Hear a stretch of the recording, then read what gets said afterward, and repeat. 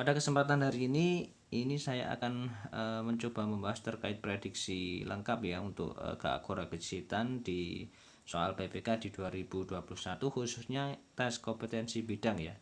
Tidak banyak, kurang lebih 14. Nanti saudara rekan-rekan cermati ya. Kita langsung ke soalnya saja. Nomor 1, seorang guru ingin membuka situs Google untuk menuliskan catatan, ide, atau refleksi yang bersifat pribadi atau untuk dibagikan secara umum. Fitur yang dapat dimanfaatkan oleh guru tersebut adalah A. Blog, B. Forum, C. Portofolio, D. Catatan, E. E-book. Ini yang sifatnya universal dan bisa di-share secara umum ya.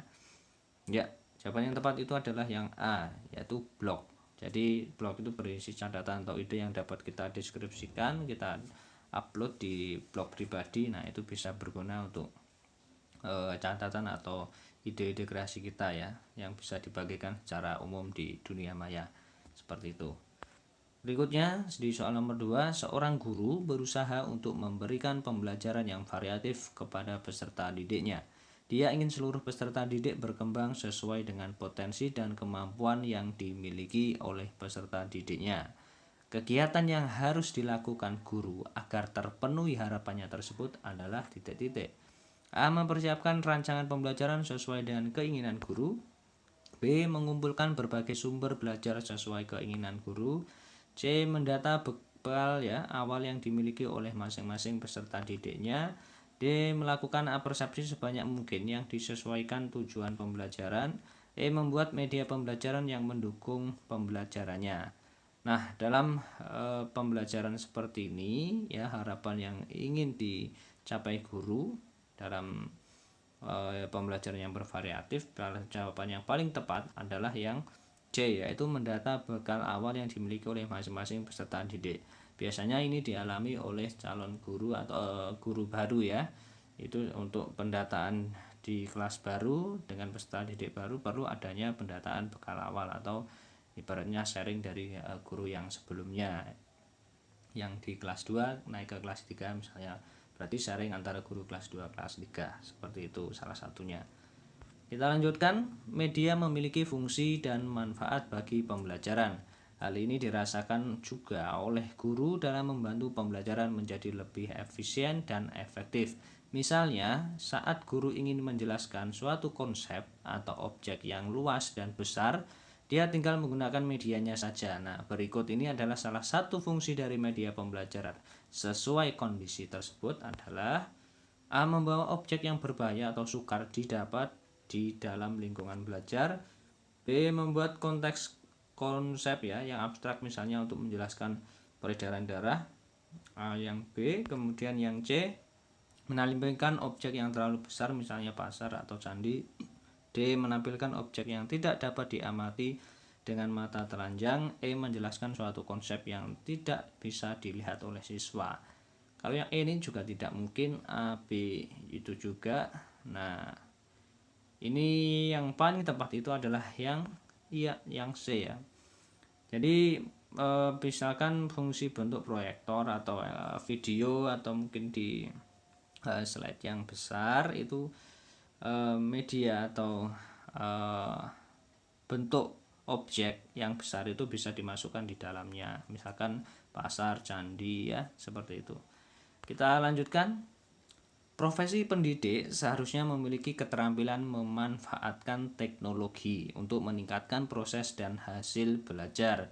Adapun jenis media pembelajaran berteknologi digital yang dapat dimanfaatkan antara lain kecuali ya: A. Gamifikasi, B. Video animasi, C. Chart, D. Podcast, E. Virtual reality game. Ya, jawaban yang tepat itu adalah yang C ya, yaitu chart ya. Itu ada hanya bentuk chart grafik seperti itu ya. Kalau gaming masih bisa, video animasi juga ya, podcast apalagi, dan virtual reality itu juga media yang pemanfaatan teknologinya masih relevan sekali ya. Jadi kecuali yang chart. Kemudian soal nomor 5, memaksimalkan kegiatan ekstrakurikuler melakukan rekreasi dengan guru dan melakukan kegiatan informal lainnya memiliki fungsi untuk mengatasi kesulitan belajar dalam hal titik-titik. A. Penciptaan hubungan yang baik. B. Mengaktualisasikan diri. C. Memformulasikan tindakan ya. Memformulasikan. Kemudian D. Mengembangkan berpikir kreatif. E. Mengemukakan gagasan. Ya, kegiatan informal ya. Jawaban yang tepat adalah yang A ya, menciptakan hubungan yang baik. Itu yang perlu dilakukan agar kegiatan ekstrakurikuler atau bentuk tindakan guru bisa maksimal ya dalam kegiatan informal. Kemudian yang soal nomor 6, peserta didik diberi pengetahuan mengenai pembuatan karya ilmiah dan penyusunan teks laporan hasil observasi. Nah, aspek-aspek pengetahuan tersebut tergolong pengetahuan titik-titik. A. Metakognitif, B. Konseptual, D. Dedukatif ya, D. Faktual, E. Prosedural. Jawaban yang tepat adalah ya yang E ya, itu prosedural. Jadi di dalam pelaporan penyusunan karya ilmiah tentu harus sesuai dengan prosedural, ada sistematikanya seperti itu ya. Sedangkan di metakognitif itu ada beberapa penguatan pola berpikir yang merujuk pada daya nalar yang lebih dari satu ya, seperti itu. Jadi yang paling tepat itu adalah prosedural. Kita lanjutkan. Project adalah tugas-tugas belajar yang meliputi kegiatan perencanaan, pelaksanaan, dan pelaporan secara tertulis dan lisan dalam waktu tertentu. Penilaian project termasuk ke dalam teknik dan bentuk penilaian titik-titik. Ingat, penilaian project ya. A. Pengetahuan, B. Kepribadian, C. Sikap dan pengetahuan, D. Sikap, E. Keterampilan. Ya, termasuk penilaian project termasuk penilaian iya ya keterampilan ya, jangan terjebak di sini ya. Kalau project itu lebih kepada keterampilan ya. Kita lanjutkan. Status pengetahuan dan keterampilan peserta didik sekarang untuk menuju ke status yang akan datang yang diinginkan guru agar tercapai oleh peserta didik merupakan konsep dari titik-titik. A. Kemajuan belajar, B. Bekal awal, C. Proses belajar, D. Capaian belajar, E. Tujuan pembelajaran. Ya, status pengetahuan dan keterampilan ya. Jawaban yang tepat adalah yang B ya, itu bekal awal. Jadi pengetahuan dan keterampilan itu merupakan landasan dasar terkait ketercapaian siswa agar nantinya konsep dasar ini sebagai bekal awal peserta didik untuk mencapai target atau tujuan yang diinginkan ya. Kita lanjutkan ke soal nomor 9. Penilaian yang dilakukan penilaian untuk mengetahui tingkat kemampuan sosialnya peserta didik. Aspek yang perlu diperhatikan itu adalah A. Tanggung jawab atau kepada orang tua dan mensyukuri anugerah Tuhan. B. Mensyukuri anugerah Tuhan, cinta tanah air, jujur. C. Santun, cinta tanah air, demokratis. D. Cinta tanah air, jujur, dapat dipercaya, taat menjalankan ibadah. E. Mensyukuri anugerah Tuhan, taat menjalankan ibadah, dan menghargai anugerah Tuhan. Jawaban yang tepat adalah iya, yang C. Ingat, di sini adalah tingkat kemampuan sosialnya ya. Tentu untuk ke ranah sosial ya, kalau ke dalam penilaian itu adalah K2 bukan K1. Kalau KI1 itu adalah terkait hubungan dengan Tuhan ya, religius. Kalau KI3 itu adalah pengetahuan, KI4 itu keterampilan. Nah, rekan-rekan harus paham itu ya. Jadi ke aspek sosial itu lebih cenderung ke santun, kemudian cinta tanah air, dan demokratis ya. Kita lanjutkan. Peningkatan kualitas pendidikan merupakan suatu proses yang terintegrasi dengan proses peningkatan kualitas sumber daya manusia itu sendiri. Dalam rangka peningkatan kualitas SDM, peran guru sebagai tenaga pendidik dituntut menjadi tenaga profesional. Berikut ini merupakan kegiatan PKB kecuali PKB kegiatan pembelajaran ya. A. Mengikuti seminar, B. Menulis artikel, C. Membuat PTK, D. Membuat perangkat pembelajaran, E. Mengikuti diklat. Ini untuk meningkatkan sumber daya manusia peran guru ya, tentunya sebagai pendidik. Nah, kecuali iya D ya, membuat perangkat pembelajaran. Kalau rekan-rekan analisis di opsinya, di jawabannya, mengikuti seminar salah satu juga bentuk peningkatan kualitas diri kita ya. Ada informasi baru yang kita dapatkan, menulis artikel juga, membuat penelitian tindakan kelas juga ya, mengikuti diklat juga seperti itu. Nah, untuk membuat perangkat pembelajaran ini adalah kecuali ya di luar peningkatan SDM, karena kita tinggal praktek saja ya. Kita lanjutkan nomor 11, kompetensi sosial kultural yang disyaratkan untuk ASN ya, level jabatan fungsional guru muda adalah titik-titik. Apakah memahami dan menerima kemajemukan lingkungan yang ditepati? B. Giat mempersatukan masyarakat dalam membangun hubungan sosial. C. Aktif mengembangkan sikap saling toleransi dan persatuan. D. Mempromosikan mengembangkan sikap toleransi dan persatuan. E. Mampu bekerja sama dengan kelompok yang berbeda latar belakang kulturalnya. Jawaban yang tepat adalah ya, yang D. Jadi jawaban yang tepat adalah yang D.